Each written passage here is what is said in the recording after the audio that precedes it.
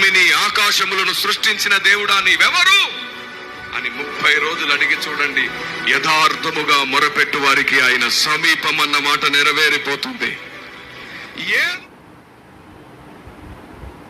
నిజమైన దేవుడు ఎవరో తెలుసా? మీరు గదిలో పెట్టిన బొమ్మ కాదండి, అది మనడే వేశాడు. మీరు అక్కడ పెట్టిన రాయి కాదండి, అది మనడే చెక్కాడు. నిజమైన దేవుడు ఎవరంటే నువ్వు క్రియేట్ చేసిన వాడు కాదు, నిన్ను క్రియేట్ చేసిన వాడు. ఇది గుర్తిస్తే భగవంతుడిని కరెక్ట్ గా మనం క్యాచ్ చేసిన వాళ్ళం అవుతాం, అర్థం చేసుకున్న వాళ్ళం అవుతాం. లేకపోతే ఏమవుతాం అంటే మనం ఏదో ఒకటి చేయడమో అది భగవంతుడు అంటాం, సరిపోతుంది. మనం చేసిన వాడు భగవంతుడు కాదు, మనల్ని చేసిన వాడు భగవంతుడు. ఆయన మనకేం పెట్టాడంటే ఈ సృష్టికర్త. మీరెవరయ్యా అని అడగండి. Just 30 days.